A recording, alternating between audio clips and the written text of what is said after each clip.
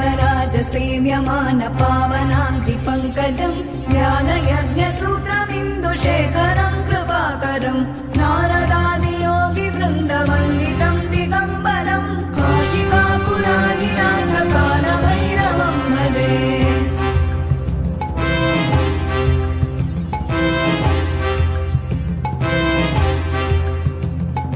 भानुकोटिभास्वनं भवाब्धितारकं परं नीलकण्ठमीप्सितार्थदायकं त्रिलोचनं कालकालमम्बुजाक्षमक्षशूलमक्षरं काशिकापुराधिनाथकालभैरवं भजे।